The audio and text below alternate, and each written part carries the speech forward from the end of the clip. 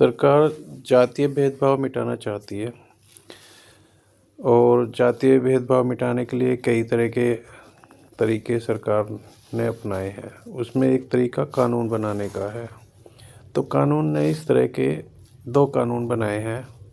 एक है SC/ST act और अब नया कानून है UGC एक्ट।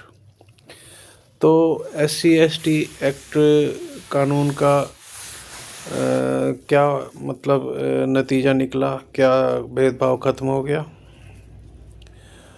या क्या UGC एक्ट से अब ये भेदभाव ख़त्म हो जाएगा बच्चों में? मतलब पहले तो SC/ST एक्ट नॉर्मली ये देखा जाता था कि बड़ों के लिए है। अब तो बच्चों में भी मतलब भेदभाव डालने के लिए ये एक्ट बनाया गया है कि UGC एक्ट।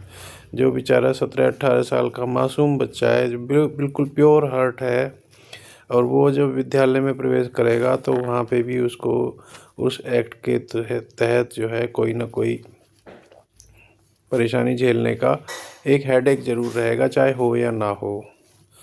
तो क्या ये समाज को इकट्ठा करने की कोशिश है, या उन लोगों के लिए ये मुंह पे तमाचा है जो हिंदू के नाम पे इकट्ठे हो गए और एक पार्टी के नाम पे वो इकट्ठे हो गए, और अब उसमें से जो कुछ जो हैं मतलब उनको कहीं का भी नहीं छोड़ा है ना। तो वो बेचारे कहीं पे दूसरी जगह जा सकते हैं या कुछ मतलब बोल भी नहीं पा रहे हैं। वो बेचारे क्या करें, क्योंकि 85% हैं वो, तुम रहो ना रहो उनकी सरकार पे कोई फ़र्क इनसे नहीं पड़ने वाला है और इनके बारे में कोई सोचने वाला नहीं है, ना इनके लिए कोई कानून बनने वाला है। सुप्रीम कोर्ट से आस लगाए बैठे हैं। सुप्रीम कोर्ट से क्यों आस लगाए बैठे हो भाई तुम? क्या ये सुप्रीम कोर्ट के आदेश पे ही परिवर्तन नहीं हुए हैं? इस कानून में, जिस UGC कानून पे सुप्रीम कोर्ट ने प्रेजेंटली स्टे लगाया है, तो ये जो UGC कानून है सुप्रीम कोर्ट के आदेश पे ही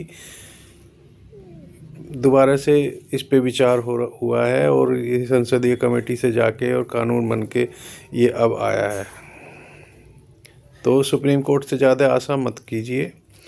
ये बच्चों में जहाँ पे जो स्कूल जाते हैं, कॉलेज जाते हैं, वो सबसे पहली चीज़ भाईचारा ही सीखते हैं। स्कूल और कॉलेज में जाके अपने दोस्तों के साथ बैठना सीखते हैं। समाज में सबसे पहला जो बैठने का आदमी सीखता है वो स्कूल में जाके सीखता है, और स्कूल का मतलब भी गैदरिंग होता है,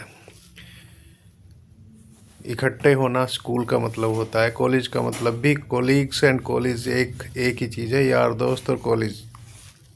तो जहाँ से साथ चलना सीखता है आदमी, वहीं पे ये कानून घुसाया गया है भेदभाव डालने के लिए। और उन लोगों को तो मजबूर कर दिया जो 10-15% की संख्या में वोटर हैं, उन लोगों को तो मजबूर कर दिया कि तुम कहीं नहीं जा सकते, तुम बोल भी नहीं सकते, कुछ भी नहीं कह सकते। अब वो विरोध भी कर रहे हैं तो बेचारे दबी ज़बान से कर रहे हैं। उसमें कुछ लोग तो ये सोच रहे हैं कि हमारी तो राजनीति ख़त्म हो जाएगी क्योंकि हमने पद लिया हुआ है, इस पद का क्या होगा, पार्टी ने हमें पद दिया हुआ है, हमें ये दिया हुआ है। वो सुप्रीम कोर्ट की तरफ एक फेंक के अपने पीछे वो ले रहे हैं कि भाई सुप्रीम कोर्ट देख लेगा, हमें कुछ ज़रूरत नहीं है इसमें बोलने की। अरे अपने बच्चों के भविष्य के लिए कुछ बातें आपको आदमी को बोलनी पड़ेंगी सड़क पे आके। ये डिवाइड एंड रूल की पॉलिसी है और इस पॉलिसी को आपको बिल्कुल ख़त्म करना पड़ेगा। समाज में भेदभाव ख़त्म करना है। किस सरकार ने या किस पार्टी ने भेदभाव ख़त्म करने की कोशिश की है? एक भी एग्जाम्पल हिस्ट्री में नहीं है। क्या कानून बना के भेदभाव ख़त्म हो जाएगा?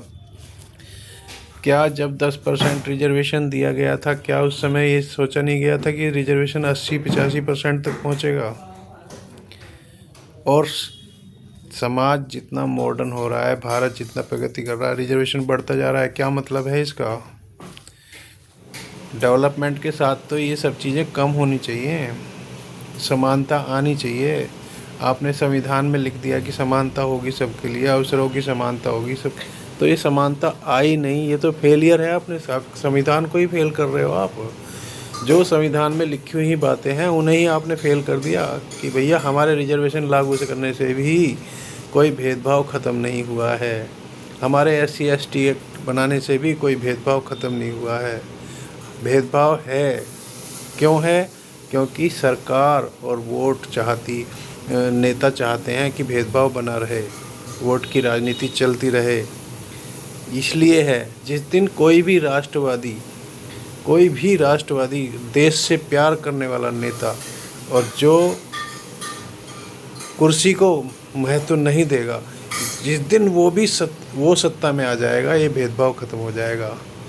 डंडे से भेदभाव ख़त्म नहीं होता है। आप लोगों में प्यार बढ़ाओ, उसके तरीके ढूंढो, वोट हथियाने के तरीके मत ढूंढो।